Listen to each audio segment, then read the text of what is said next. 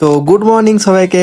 তো আজকে যাবো একটা জায়গায়, এমন জায়গায় যাবো ভাই, আজকে খুবই মজা, আমার খুবই মজা, আমার জীবনে আজকে খুবই মজা।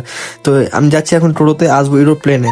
তো যাই হোক, রয়্যাল এনফিল্ডে চলে এসেছিলাম। আমার আগের ভিডিও দেখেছিলাম যে আমি রয়্যাল এনফিল্ড দেখতে এসেছিলাম, কিন্তু আজকে কিনবো, সেদিনকে বুকিং করে নিয়েছিলাম ভাই। আর এতগুলো টাকা দিলাম, আমার আর মায়ের তো খুবই গায়ে লাগছে, কিন্তু একটা জিনিস পেতে গেলে একটা তো কিছু হারাতে হবে। যে আমার বুলেট রাখা আছে, এখন ওপেনিং করলাম মার সাথে, আমি আর মা। যবে থেকে বাবা গেছে তবে থেকে মাই আমাকে সবকিছু দিয়ে এসছে ছোট থেকে, তো ছোট থেকে দিয়ে আসছে, এখনো দিচ্ছে। যাই হোক, এবার গাড়িতে বসে তাড়াতাড়ি করে অন করে না, ফার্স্ট স্টারও দিয়ে দিলাম।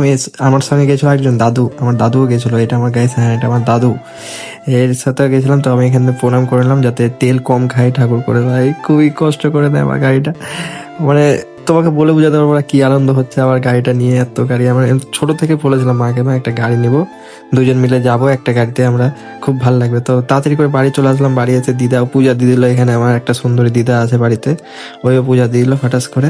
তো পূজা দিতে দিতে আমিও দেখছিলাম কেমন করে আঁকে, দেখে তো একবার ভালো করে। তো দেখি আঁকাটাও দেখলাম ভালো করে। সত্যি আমি যদি কোনোদিন কোনো কিছু করি, আমার ফ্যামিলিকে আমি আঁকিয়ে দেখবো, কারণ ফ্যামিলি আমাকে সব কিছু সাপোর্ট করে। আর দেখতে দেখতে চুমাতে চুমাতে আরেকটা দিদা চুমাতে চলে এসছে। দিদাকে কেন বাদ দেবো, এই দিদাও চলে আসলো, চুমিয়ে দিল। দুজন মিলে চুমাবে এখন গাড়িটাকে। ততক্ষণ চুমাক, তোমরা একটু বলো তো আমাকে গাড়িটাতে কেমন লাগছে, মানাচ্ছে কিনা। কেন যে আমি আমার দিদা আমার মার জন্য আমি গাড়িটা নেওয়া বিশেষ করে। যাই হোক, দিদাও চুমিয়ে নিল এখান থেকে। আর সব থেকে মেন যেটা গাড়ির, ওই গাড়িটা ওটা করতে হয়, কেন যে এটা প্রথম গাড়ি যখন চলাই, এটা প্রথমে তো না চলে, নিয়ে চলে এসে রুম থেকে। নেক্সট ভিডিওতে দেখাবো যে আমি পূজাটা কোথায় দিলাম আর কেমন করে দিলাম। আজকের জন্য এইটুকু, টাটা।